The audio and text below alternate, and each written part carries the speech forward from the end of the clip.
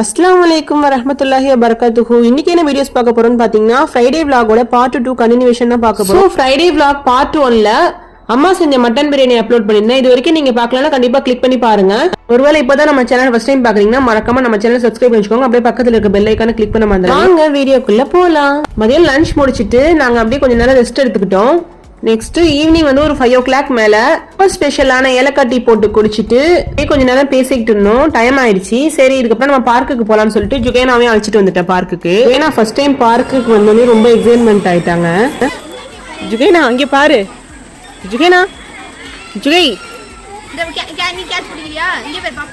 கொஞ்சம் ஏர்லியாவே சாப்பாடு கொடுத்துடலாம் சாப்பாடு எடுத்து வந்திருந்தேன். ஜுகேனாக்கு அடிச்சு பிரியாணி செஞ்சிருந்தோம்ல அதுதான் எடுத்து வந்திருந்தேன். நம்ம ஊர்ல ரீசெண்ட் டேஸ்ல தான் பார்க் ஓபன் பண்ணிருந்தாங்க. ரொம்ப நல்லா இருந்துச்சுங்க.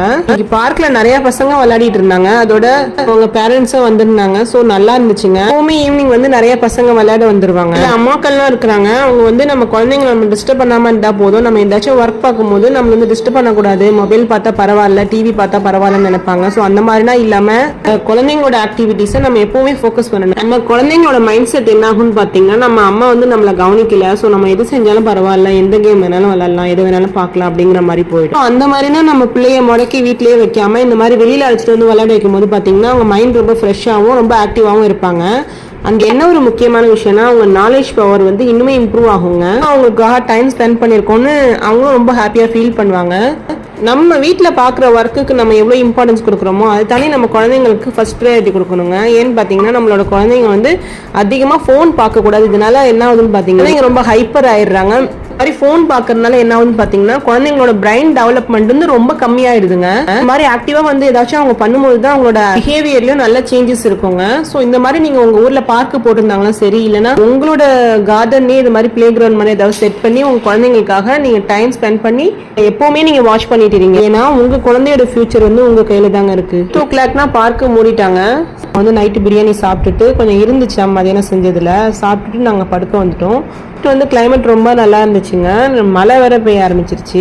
இப்போ நாங்க பார்க்ல இருந்து கிளம்பும் போதே பாத்தீங்கன்னா லைட்டா தூரல் ஆரம்பிச்சிருச்சு. கொஞ்சம் லேட்டா தாங்க மழை பெஞ்சிச்சு. நாங்க சாப்பிட்டுட்டு கொஞ்ச நேரம் டைம் ஸ்பெண்ட் பண்ணிட்டு நெக்ஸ்ட் நாங்க ரெஸ்ட் எடுக்க போயாச்சு. தென் நெக்ஸ்ட் டே மார்னிங் என்ன பாத்தீங்கன்னா பார்க்க உங்கள்கிட்ட ஃபுல்லா காட்டணுமேன்னு சொல்லிட்டு நம்ம நைட்டு தானே பார்த்தோம். ஸோ மார்னிங் பார்க்கல. ஃபர்ஸ்ட் டீ ஒன்று போட்டு குடிச்சிட்டு ரொம்ப ஸ்பெஷலான ஏலக்காய் டீ போட்டு குடிச்சிட்டு ரிவேனாவையும் தசீஃபாவையும் பார்க்குக்கு அழைச்சிட்டு போயிருந்தேன். சரி கொஞ்ச நேரம் விளையாட்டோம்னு சொல்லி.